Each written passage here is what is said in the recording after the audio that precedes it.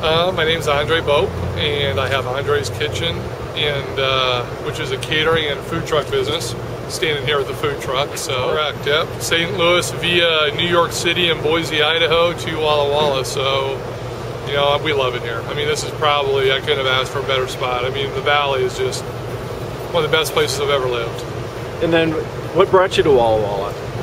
Well, the food and the wine culture, I think. You know, we came here with intentions of opening up a restaurant in '08, and the economy was kind of shaky at that point. And my good buddies Chad and Corey at Dusted Valley gave me a shot to come in and work harvest, and that turned into a full-time job for a couple of years, and that's why I'm here. And I, you know, doing catering on the side with those guys, and so then turned into doing a little bit more catering than winemaking, and then pretty soon the whole, hey guys, I got to go back into the food business, which they knew was coming at one point or another, so they weren't too distraught over it.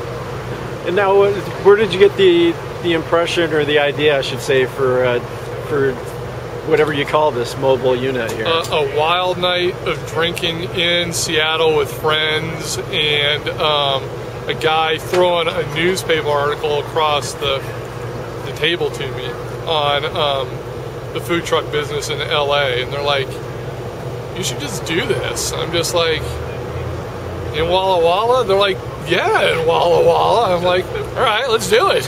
So here we are. Now, your calendar is pretty busy, especially on weekends throughout the year. Correct. Describe what your business is on those occasions. Well, we do lunch Monday through Friday, usually somewhere close to downtown. And then on the weekends, we kind of travel around to wineries, mostly south of town, since there really isn't a lot of food options south of town. And so we'll go down and set up at Dusted Valley, Sleight of Hand, Savaya, and kind of be down there to provide lunch to all the wine tourists that are on that end of the valley. And we'll do that on Saturdays and sometimes Sundays. And that's kind of what we do there in the day. And then evenings usually involve wine dinners, you know, both private and public, you know, catered events, both private and public, wineries around the valley. So.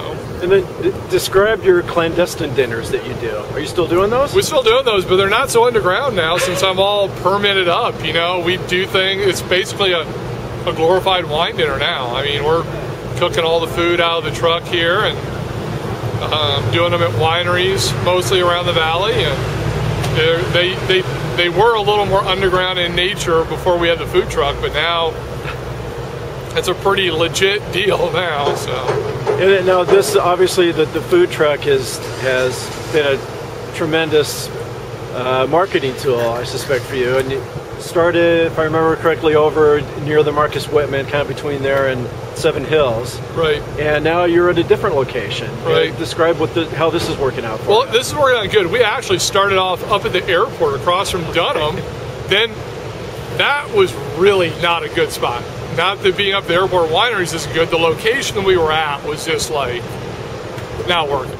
So then a friend of mine, Mike Corliss, said, hey, you can come down and park in our parking lot and set up there. So we came down to Mike's, set up in the parking lot of Mike, which is pretty much our home where we park the truck overnight now. And then from there, we just kind of start branching out. Kyle, that owns the Marcus Whitman, said, hey, you want to come down and park in front of the Mark? So we went down and parked in front of the Mark, and that was a great spot. And I think that each spot just gets better. Now believe it or not, we're in a gas station convenience store parking lot, which is it's pretty damn busy here. So this is 9th and Rose, and you said, how do you rate the traffic at the? It's the busiest intersection of Walla Walla. So it's kind of nice that we're here. Great visibility, great access. People can pull in, very easy park. Just go sit down and eat inside. It's a good spot.